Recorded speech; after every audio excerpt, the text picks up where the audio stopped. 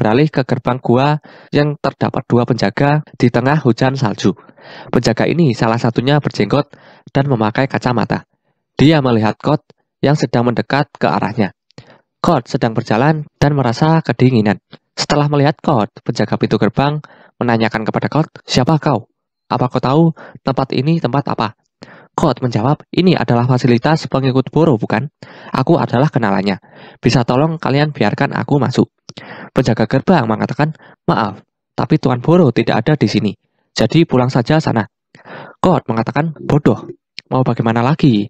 Kau pasti bodoh jika mau menjadi penjaga gerbang di tempat terpencil dingin ini." Code mengatakan hal itu sambil jari-jari tangan Code membentuk cakar. Penjaga gerbang berjenggot sangat kesal dan mengatakan kepada Code, "Berhenti, ini peringatan terakhir." Code lalu mengatakan, "Ya, sebelum kalian mati." Code mengaktifkan karma putihnya, lalu langsung melaju ke arah dua penjaga gerbang dengan tangan Code yang sudah membentuk cakar yang tajam. Kedua penjaga gerbang pun bersiap menyerang. Tangan mereka ternyata adalah senjata Sains Ninja, mirip dengan Garou.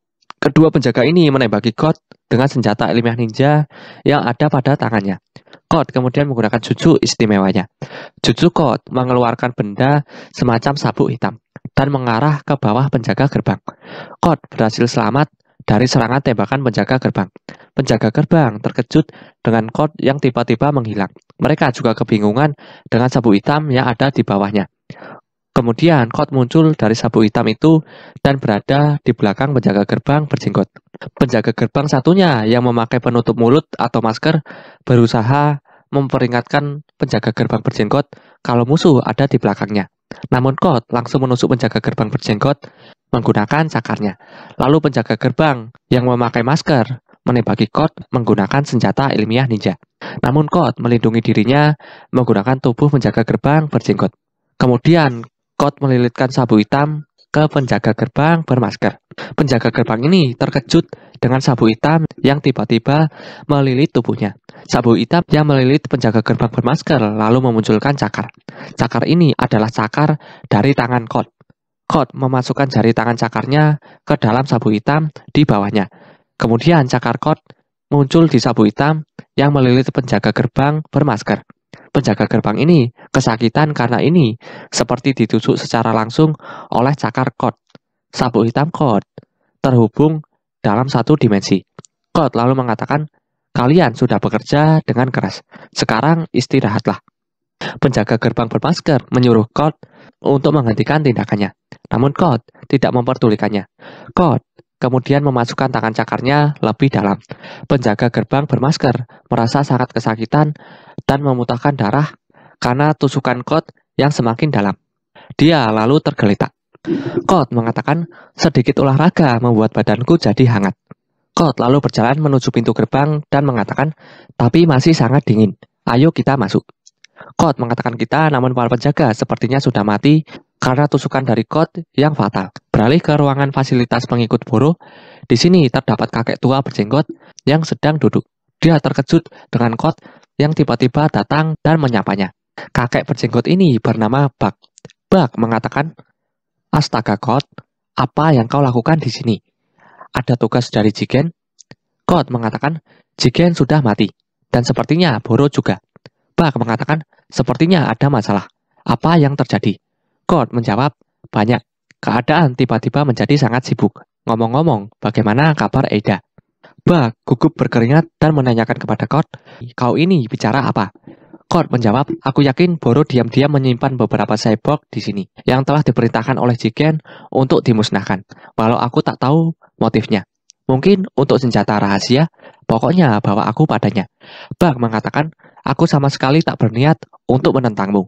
Sungguh, tapi apa kau yakin Boro sudah mati?" Buck lalu mengancam Code jika Code berbohong.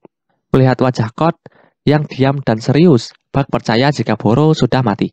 Buck lalu mengatakan, "Baiklah, tapi sebagai gantinya, kau akan membayarku, bukan?" Kemudian Code dibawa ke ruangan di mana Eida berada. Di ruangan ini terdapat kapsul besar. Buck mengatakan kepada Code, "Ini, tapi apa yang sebenarnya kau rencanakan, Code?" Code hanya terdiam dan mendekati kapsul besar. Kapsul itu menyimpan Eida. Eida tertidur di dalamnya. Setelah melihat Eida, Code mengatakan, "Halo Eida, kau yang tahu semuanya di dunia ini. Di sini, Code sangat kesal dengan Boro yang melanggar perintah Jigen dengan menyimpan Aida.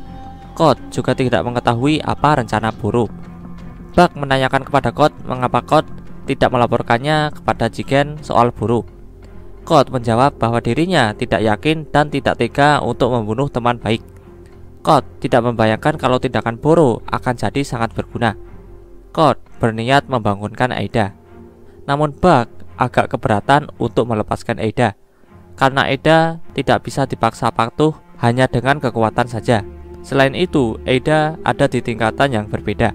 Kemudian secara tak terduga, Code merubah tangannya menjadi cakar dan menghancurkan kapsul yang menyimpan Aida. Di sini, Aida akhirnya keluar dari kapsulnya. Code menyapa Aida, memperkenalkan dirinya dan meminta maaf karena sudah mendadak membangunkan Aida. Aida sendiri hanya diam dan berjalan meninggalkan Code. Namun secara tiba-tiba, Code menusuk Aida dengan cakar melalui sabuk di tangannya yang terhubung dengan sabuk yang melilit Aida. Tujuan Code adalah untuk berbicara dengan Aida.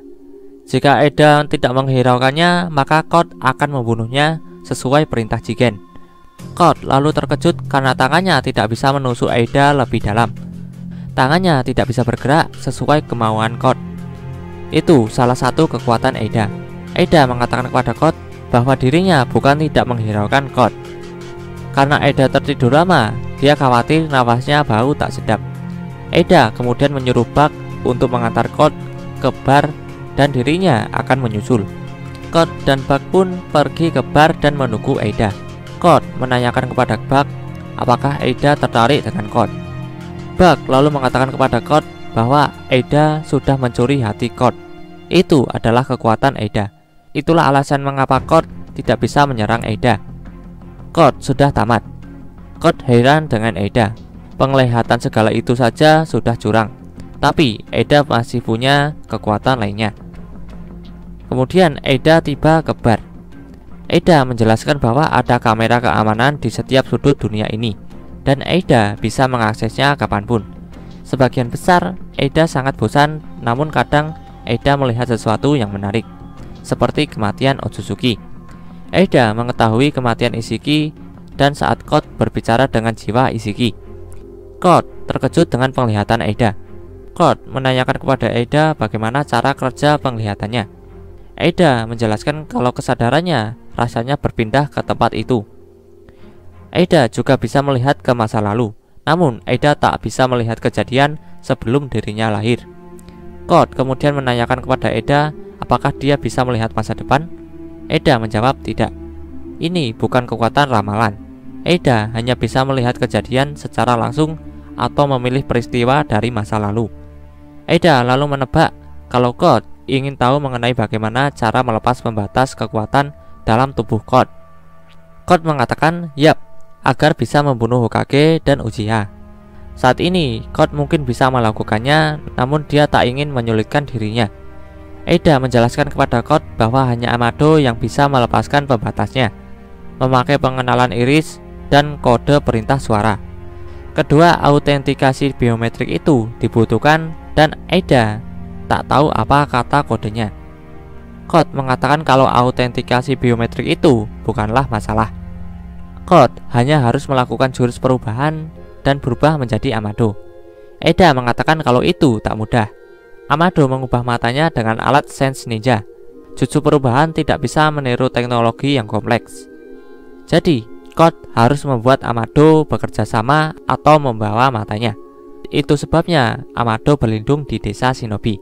Tapi Aida akan membunuh Amado jika bertemu dengannya.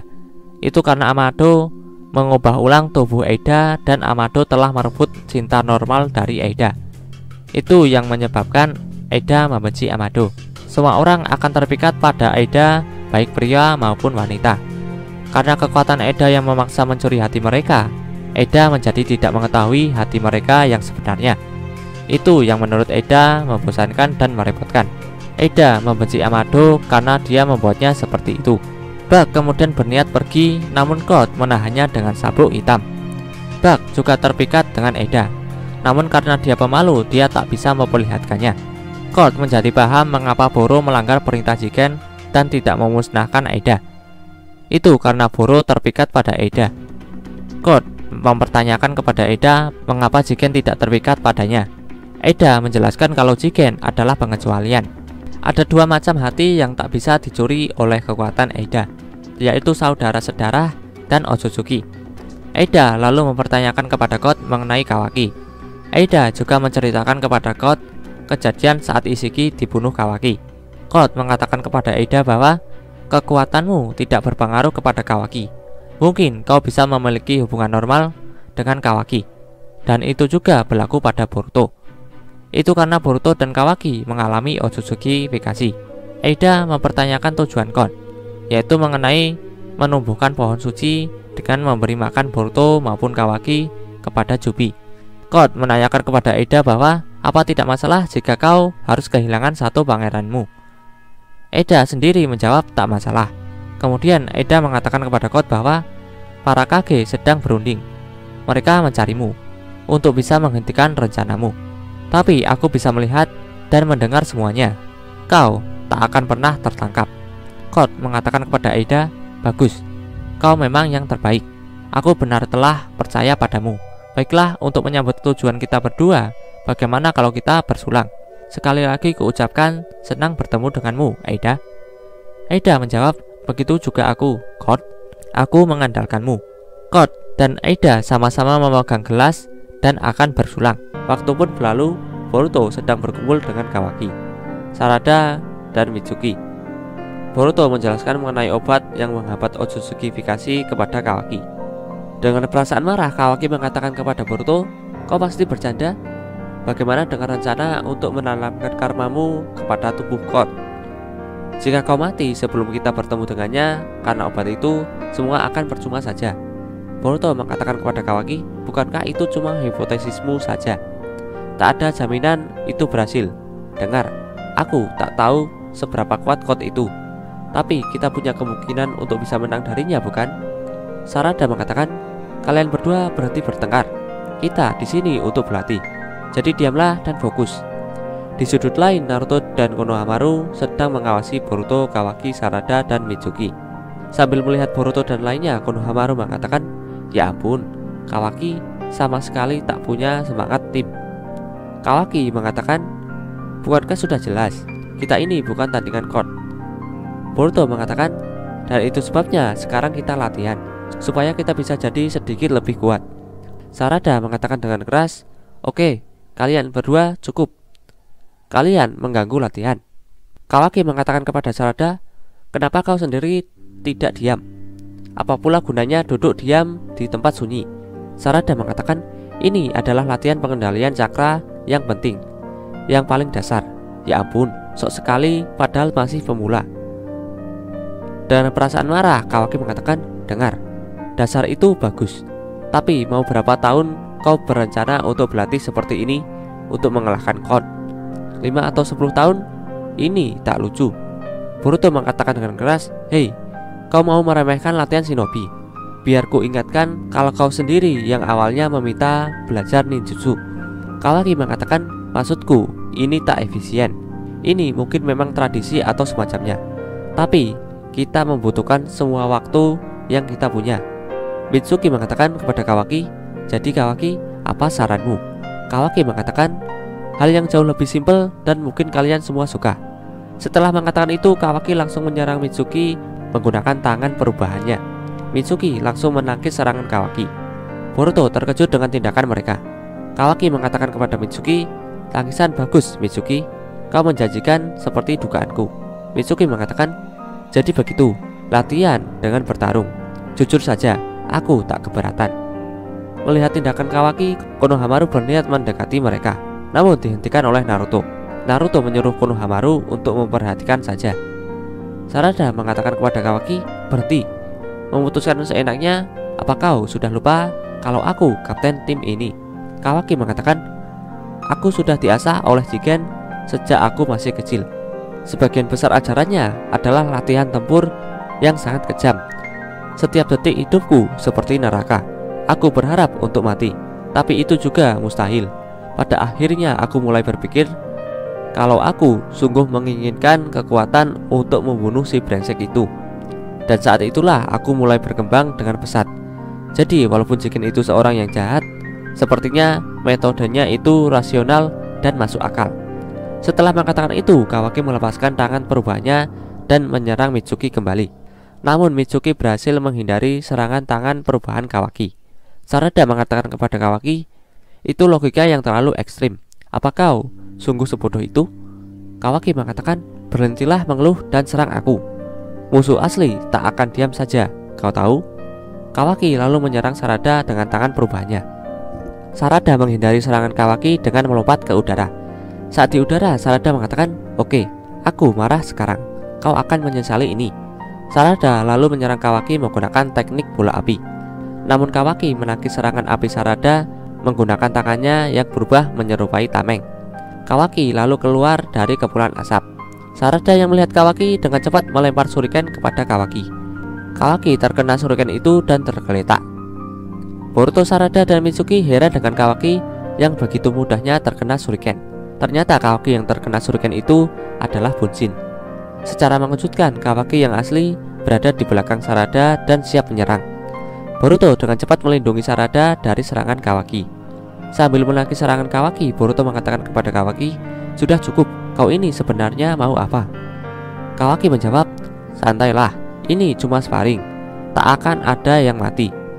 Boruto mengatakan, "Kau sendiri yang terlalu serius. Kenapa kau begitu tersinggung?" Kawaki mengatakan, "Heh, aku tersinggung." Sarada mengatakan kepada Boruto, "Percuma saja bicara dengannya, Boruto. Kau terus tunjukkan langsung padanya." Boruto mengatakan, "Sarada, oke, tapi jangan ikut campur. Paham? Dia bagianku." Sarada mengatakan kepada Boruto, "Tunggu, sekarang kau juga. Ada apa sebenarnya ini?" Mitsuki mengatakan, "Singkatnya, siapapun yang kalah harus menuruti pada yang menang. Benar bukan, Boruto?" Boruto mengatakan, "Yap, kalau aku kalah, kita akan terus berlatih dengan sparring. Kau setuju, Kawaki?" Kawaki mengatakan, kedengarannya menarik. "Aku setuju." Sambil memperhatikan Boruto dan lainnya, Konohamaru mengatakan, Apa-apaan? Apa yang sebenarnya mereka pikirkan?" Boruto mengatakan kepada Kawaki, "Dengar, janji tetaplah janji. Jangan mengeluh kalau kau kalah, paham?" Kawaki mengatakan kepada Boruto, "Itu kalimatku. Kau sebaiknya jangan lupa kata-katamu sendiri." Sarada mengatakan, "Ya ampun, aku dikelilingi orang-orang bodoh." Boruto dan Kawaki saling melangkah maju. Boruto mengatakan kepada Kawaki, "Dulu saat kita bertemu, kita selalu bertarung seperti ini. Saat pertama bertemu, kau ingat?" Kawaki mengatakan, "Aku ingat. Kalau biasanya kau adalah penyebabnya." Boruto dan Kawaki saling menatap. Mereka berdua lalu memulai pertarungan.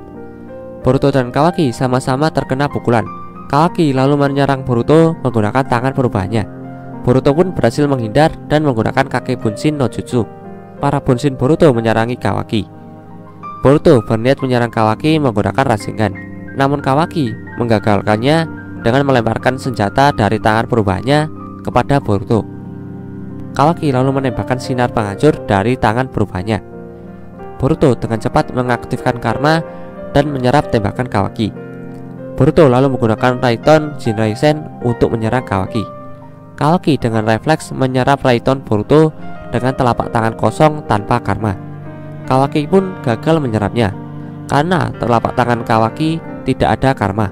Kawaki tergeletak di tanah setelah terkena serangan Raiton Boruto. Sambil melihat telapak tangan kirinya yang kosong, Kawaki dalam hati mengatakan, "Tanpa sadar aku mencoba menyerapnya. Apa itu artinya aku terlalu bergantung pada karma lebih dari dugaanku?" Boruto mengatakan kepada Kawaki, "Aku menang.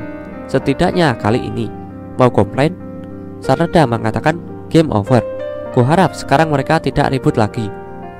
Dalam hati Kawaki mengatakan, "Sialan, aku tak bisa menerima ini begitu saja. Payah, bagaimana aku bisa melindungi Hokage jika aku sepayah ini?" Boruto mendekati Kawaki dan mengatakan, "Ada satu hal yang berubah. Dari sejak kita pertama bertemu, aku sekarang bisa tahu apa yang kau pikirkan. Kurang lebih. Jangan tanggung itu semua sendiri. Bersandarlah juga pada kami. Kami ini temanmu. Kau mungkin merasa bertanggung jawab atas Kara yang mengincar Konoha dan juga ayah. Tapi itu semua sebenarnya bukan salahmu. Mau bagaimanapun, kita tak bisa biarkan para penjahat bebas bertindak seenaknya. Benar kan? Itulah yang dilakukan Shinobi. Kau juga sama, bukan? Sementara itu, sambil melihat Kawaki dan Boruto, Naruto mengatakan, wah, coba lihat siapa yang sudah dewasa. Di samping Naruto, Konohamaru mengatakan, dia terdengar mirip denganmu dulu, Tuan Hokage. Sambil tiduran, Kawaki membalas perkataan Boruto bahwa, terserahlah. Kau tahu kata-kata besar macam apa itu akan terdengar lebih baik jika diucapkan oleh orang yang lebih bisa diandalkan.